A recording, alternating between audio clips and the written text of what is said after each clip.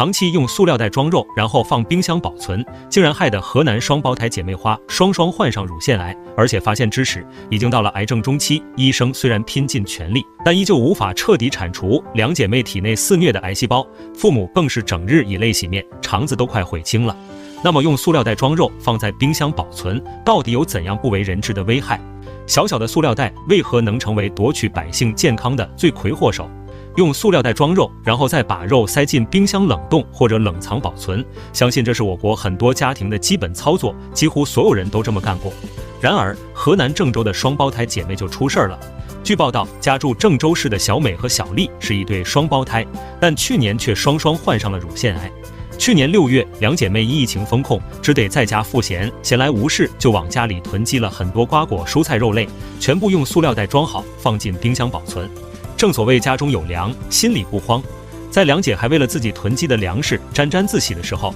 身体却突然出现了问题。起初是妹妹小丽感觉自己的胸口总是隐隐作痛，但因为痛感不太强烈，而且断断续续，以为是天气太热。自己没有多喝水，加上休息不好，导致乳腺发炎，并没有太过在意。但几天后，原本安慰妹妹的姐姐小美也出现了此类问题。两人发现自己的胸部当中竟然能摸到不规则的硬块物体，而且痛感在不断加剧，但更可怕的还在后边。只因为习惯用塑料袋装肉，然后放在冰箱保存，郑州双胞胎姐妹花双双患上乳腺癌，胸部肿瘤疯狂生长，家里为了治病欠下了一屁股外债。你还敢重复他们的操作吗？当时两姐妹发现胸部疼痛后，在父母的陪同下一起去医院做了一个全面检查，但检查结果却彻底压垮了整个家庭。医生面色沉重地将两姐妹患癌的消息告知家人，年纪轻轻怎么会患上癌症？这里边肯定有文章，而且还是双双患上乳腺癌。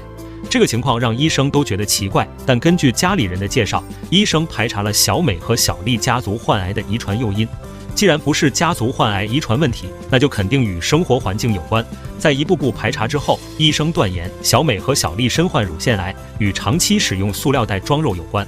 用塑料袋装肉这么简单的操作，怎么会让自己的2个宝贝女儿患上如此恶性的疾病？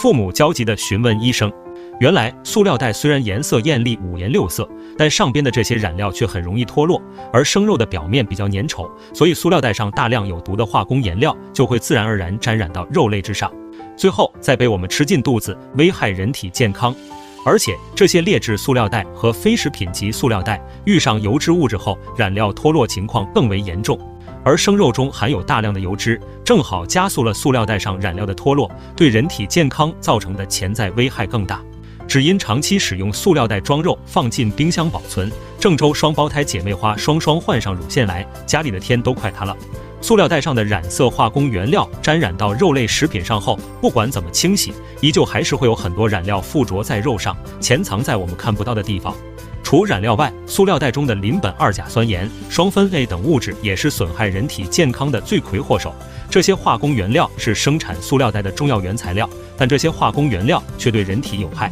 在高温和油性环境中极易挥发，很容易渗透进肉类内部，继而在我们体内堆积，百害而无一利。很多黑心厂商为了牟利，以超低价格回收一些废弃的塑料袋，充当化工原料，重新生产塑料袋。这些塑料袋不仅气味难闻刺鼻，而且就连袋子上的塑料颗粒也会沾染到肉上，加重损害我们的健康。因此，网上才会有人说，用塑料袋装吃的喝的，就是等于直接吃塑料袋，那可不就是所谓的慢性自杀吗？除了肉类保存外，其他食物的存放，大家最好也别用塑料袋乱装。